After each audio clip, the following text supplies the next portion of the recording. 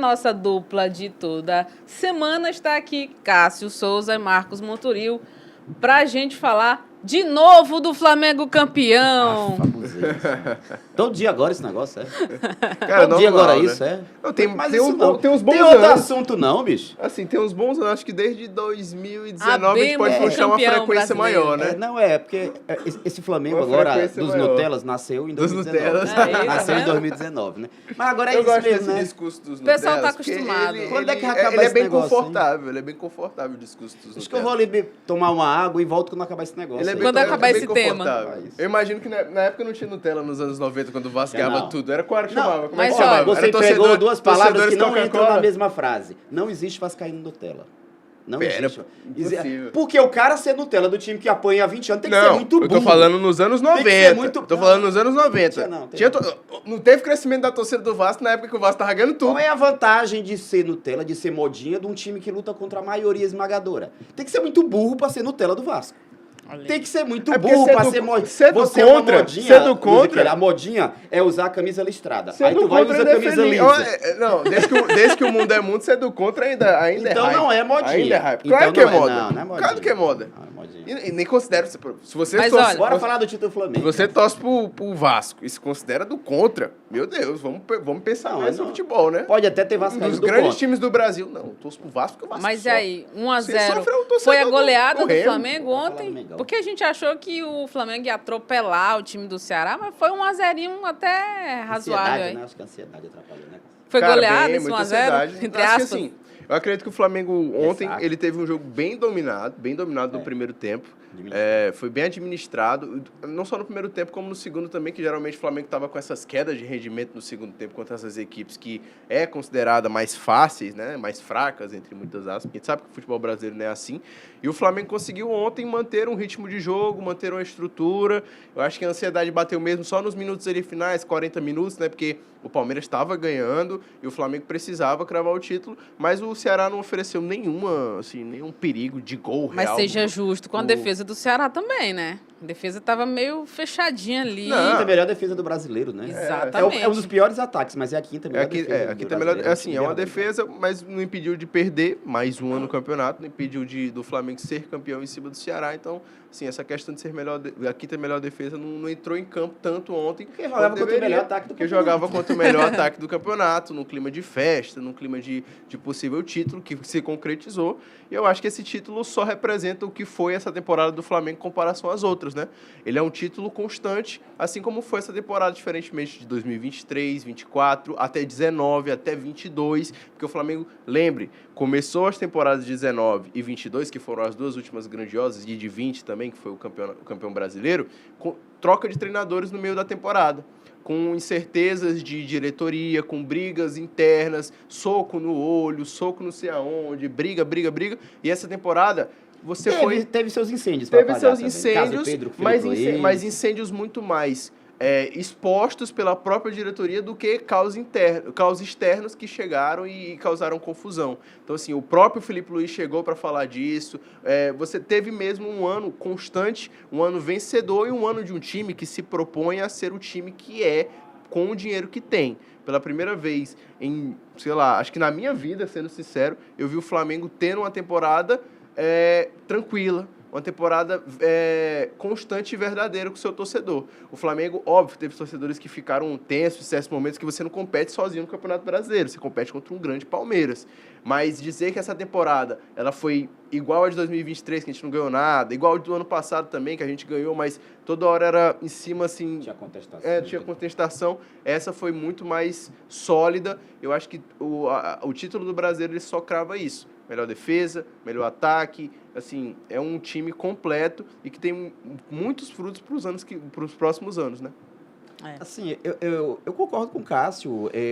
Até teve aquelas turbulências de bastidores, como é rotina no Flamengo, eu acho que vai sempre ser assim. O Flamengo, ele vem de jornal, né? Então, essas coisas de bastidores, elas sempre vão render muito. Mas eu concordo que foi um ano ali retilíneo, um ano constante. Um ano em que teve começo, meio e fim na mesma toada. E foi um ano em que, como um amigo meu diz, o resultado é o resultado. Mesmo nos momentos de turbulência, isso não afetou o campo.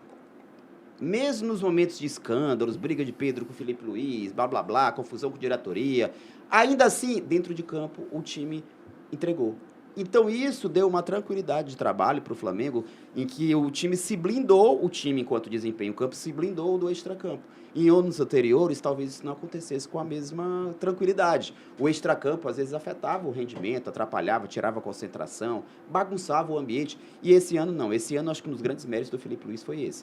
Foi fazer com que o futebol fosse blindado por qualquer coisa que acontecesse fora dele. Agora eu quero perguntar diretamente para o Monturil, porque ele tem, assim, umas sacadas. Eu quero saber, a torcida do Flamengo já perdoou o Samuel Lino, já tá tudo bem, fez as pazes? Porque o cara fez o gol ontem. Foi emblemático, né, o gol ser feito pelo Samuel Lino. Eu já falei aqui, já tive uma fala específica sobre o Samuel Lino, eu acho que o problema não é o Samuel Lino ser um jogador ruim, ele não é um jogador ruim, ele é um bom jogador. O grande rótulo na testa do Samuel Lino é o valor que ele custou. E aí isso vai fazer sempre o torcedor pensar, pô, esse cara não vale essa grana toda, pô, esse cara não... O torcedor não consegue entender algumas coisas que talvez a gente entenda, de que era uma situação de mercado que só dava para contratar se gastasse aquela grana. Não é que ele valha isso tudo, mas é porque tinha que gastar isso e o Flamengo tinha condição naquele momento de gastar. O torcedor sempre vai levar a história pela cifra. Então é por isso que vão pegar no pé do Samuel Lino e eu acho que ele não se livra disso com esse gol. Ele tem um respiro. Mas na hora que o Flamengo estiver jogando ruim, vai ser sempre aquele primeiro nome. Tira o Samuel Lino, bota fulano de tal. Vai ser sempre o primeiro nome que o torcedor vai estar mirando para tirar. Eu acho que parte muito dessa sua questão mesmo que você trouxe do torcedor não ter esse entendimento e até não é cobrado do torcedor saber que esse valor, por exemplo, que o Samuel Lino veio, é um valor baixo para futebol padrão europeu, né? Um valor de transferência que ele seria, sim, vendido na Europa e seria considerado um valor baixo. E se o Flamengo está entrando nessa mesa para brincar? E se o Flamengo entra nessa mesa, muito é parte do que o Flamengo faturou esse ano 2 bilhões, por exemplo. O Flamengo teve Super Mundial, que rendeu uma grana muito boa para o Flamengo. Essas cifras vão ficar normais para o Flamengo. Essas cifras, o torcedor do Flamengo tem que se acostumar cada vez mais de que se o Flamengo for entrar no mercado europeu para trazer um nome, vai gastar por volta desse dinheiro, não é uma surpresa. E essa diretoria não só viveu desse Lino, desse gasto do Lino.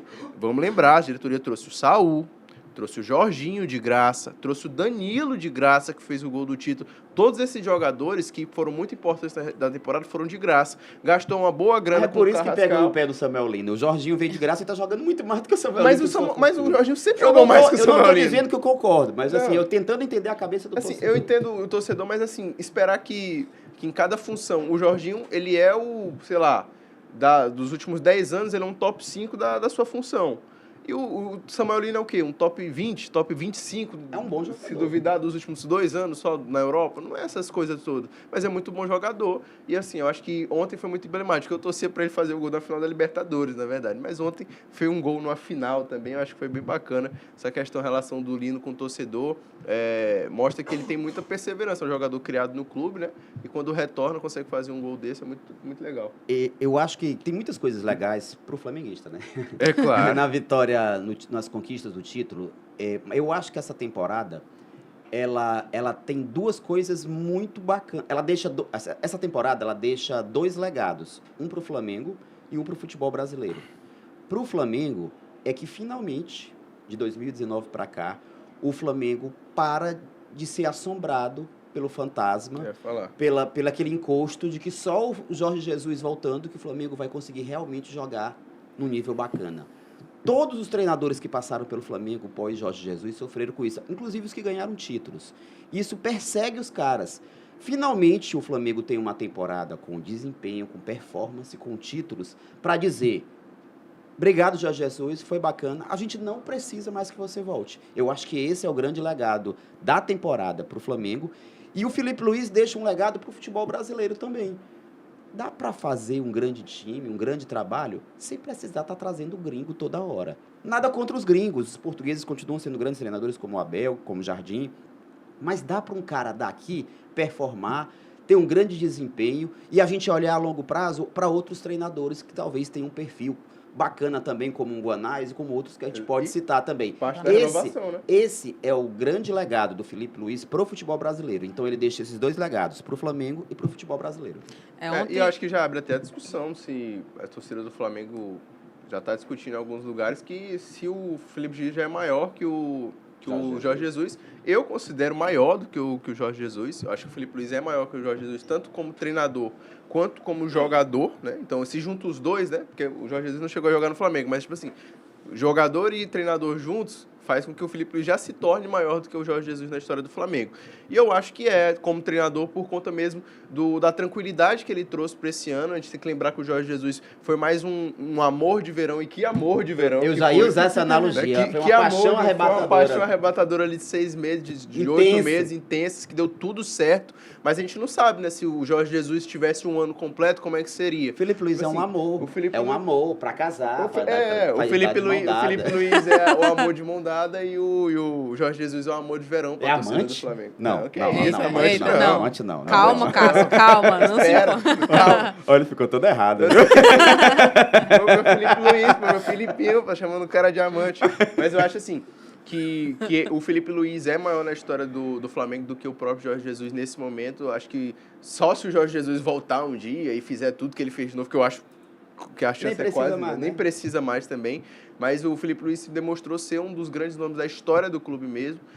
Tem um potencial enorme para treinar times lá fora. Ele já tem contatos fortes com o Atlético de Madrid. Eu acho que, particularmente dessa conversa que você trouxe de renovação, a gente vê, por exemplo, daqui a pouco a gente vai falar do Internacional, mas o Internacional apostando de novo numa velha guarda que mostrou nos últimos anos, já está aí praticamente com o pé no rebaixamento, enquanto o Flamengo, Mirassol, assim, o próprio Vojvoda, quando chegou ao Santos, também era uma novidade, ao Fortaleza também era uma novidade. A gente vai vendo que as caras do futebol brasileiro estão se renovando, você vai deixando aqueles Oswaldo de Oliveira longe, aqueles Luxemburgos longe, e cada vez mais está surgindo bons treinadores, cada um com seu estilo, é muito legal de ver também. O treinador Mirassol joga um futebol muito tático interessante. Felipe Luiz é um foco mais na defesa, com pressão. O próprio Fernando Diniz, que tem muitas críticas, mas joga um futebol dele, futebol modelo dele, assim. Antigo, né? Novo. Não, antigo não, modelo dele. Não dá certo, né? Não dá certo toda vez, quando dá, né? E assim, então a gente tem essas boas notícias pro futebol brasileiro. Eu acho que o Felipe Luiz representa isso, vai vir uma safra muito boa aí, mano. Você tem só devia ter botado o Fernando Diniz nessa conversa. Tava indo tão bem, Cássio. Aí tu bota o Fernando Diniz na história. Fernando Diniz é um dos grandes treinadores. Felipe Luiz, Guanais. Já falei.